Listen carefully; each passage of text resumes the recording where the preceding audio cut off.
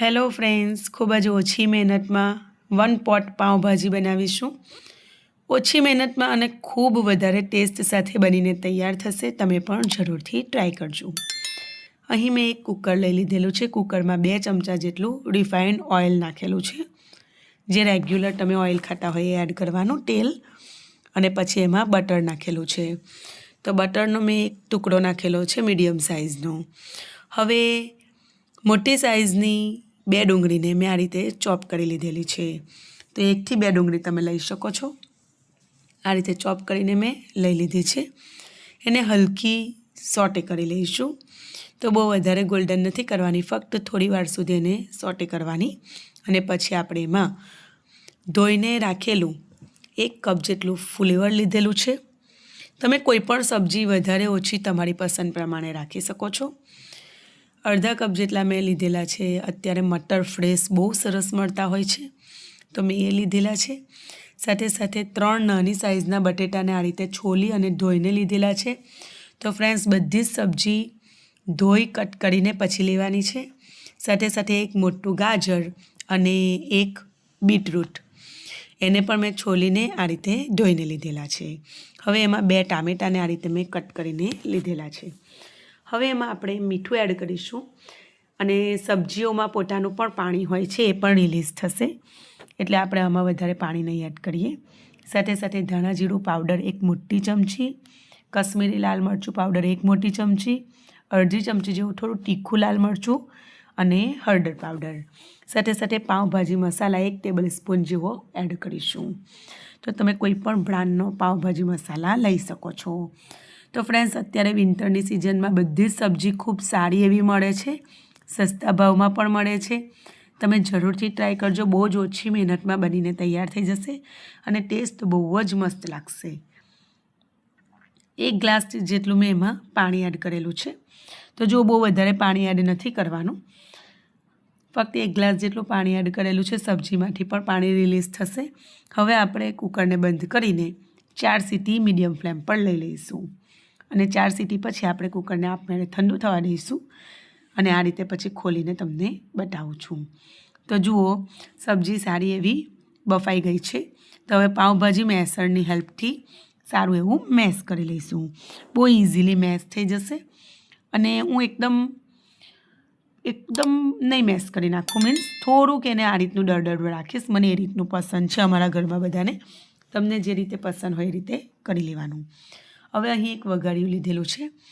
વઘારિયામાં 1 નાની ચમચી જેટલું તેલ એડ કરેલું છે અને 1 બટરનો ટુકડો એડ કરીશું. ફ્રેન્ડ્સ, બટરની ક્વોન્ટિટી તમે વધારે પણ રાખી શકો છો તમારી ચોઈસ પ્રમાણે. હવે એમાં મેં 8 થી 10 લસણને આ રીતે નાનું નાનું ચોપ કરીને લીધેલું છે.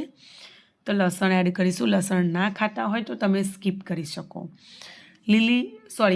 સૂકી ડુંગળીનો જે થોડોક ભાગ મેં કટ કરીને રાખેલો, એટલે કે અડધી ડુંગળી, એ મેં અહીં એડ કરી છે. તો નાની નાની ચોપ કરીને એડ કરેલી છે. હવે એને આ રીતે હલાવતા જવાનું અને સરસ થોડુંક ગોલ્ડન થાય ત્યાં સુધી ફ્રાય કરવાનું. પછી એમાં કલર માટે કશ્મીરી લાલ મરચું અથવા દેગી લાલ મરચું અને પાઉંભાજી મસાલો એડ કરીશું. તો 1 નાની ચમચી જેવું એડ કરવાનું. બધી વસ્તુને સારી રીતે મિક્સ કરી અને પછી કુકરમાં આપણે જે ભાજી મેશ કરીને રાખેલી છે એમાં એડ કરી દેવાનું. તો ફ્રેન્ડ્સ, મારી આ રેસીપી તમે કયા શહેર અને કયા દેશમાંથી જોઈ રહેલા છો, તમારા નામ સાથે મને જરૂર જણાવજો. અને આ રેસીપી મસ્ત ટ્રાય છે, જરૂરથી ટ્રાય કરજો. અને કમેન્ટ સેક્શનમાં કહેવાનું બિલકુલ ના ભૂલતા કે તમને કેવી લાગી આ રેસીપી. થોડી પણ ગમતી હોય અથવા વિડીયો તમને થોડું પણ ગમતું હોય તો લાઇક કરી અને ચેનલને સબસ્ક્રાઈબ કરવાનું બિલકુલ ના ભૂલતા. તો જુઓ ફ્રેન્ડ્સ, અત્યારે ગેસની ફ્લેમ બંધ જ છે. હવે મેં એમાં લીલા ધાણા આ રીતે ધોઈ અને કટ કરી લઈશ. તો લીલા ધાણા મને બહુ પસંદ છે અને એ વિટામિન એથી ભરપૂર છે. આંખોની રોશની માટે પણ બહુ સારા છે. તો એને આ રીતે આપણે વધારે પ્રમાણમાં યુઝ કરીને પણ શિયાળામાં સસ્તા ભાવમાં પણ મળતા હોય છે. આપણે એને એન્જોય કરવા જોઈએ. તો આ રીતે આપણે ભાજી સાથે મિક્સ કરી લઈશું. જો કેટલું મસ્ત લાગે છે, હે ને? જોતાં જ તમને ખબર પડતી હશે કે એકદમ મસ્ત એવી આપણી ભાજી તૈયાર થઈ છે. અને એ પણ ફક્ત 10 મિનિટના અંદર આખી પ્રોસેસ પૂરી થઈ ગયેલી. ફ્રેન્ડ્સ, બહુ જ ઇઝી છે. તો જુઓ આ રીતે એક મોટા લીંબુનો રસ મેં એમાં આ રીતે નીચવી દીધેલો છે. એનો ટેસ્ટ બહુ મસ્ત લાગશે. સાથે સાથે હવે આપણે એને સર્વ કરતાં પહેલાં થોડા પાઉંને પણ ફ્રાય કરી લઈએ. તો મેં થોડુંક અમથું તેલ બટર લીધેલું અને થોડી ભાજી એમાં એડ કરી અત્યારે બનાવીએ અને થોડું કશ્મીરી લાલ મરચું આ રીતે થોડુંક રોસ્ટ કરી લેવાનું. પછી ગરમા ગરમ સર્વ કરવાનું અને એન્જોય કરવાનું. તો ફ્રેન્ડ્સ છે ને એકદમ સરળ 1 પોટ પાઉંભાજી. વધારે વાસણ પણ નહીં થાય અને બહુ મહેનત પણ નથી. તો તમે પણ ચોક્કસ રીતે ટ્રાય કરજો. ફરી મળીશું એક નવી જબરજસ્ત અને આવી ઇઝી અને ટેસ્ટી રેસીપી સાથે. તો ફ્રેન્ડ્સ સપોર્ટ કરતા રહેજો અને પ્લીઝ જરૂરથી ચેનલને સબસ્ક્રાઈબ કરજો. જે બિલકુલ ફ્રીમાં છે, એનો કોઈ ચાર્જ લાગતો નથી હોતો. તો ફરી મળીશું. ત્યાં સુધી આવજો. Take care. Bye bye.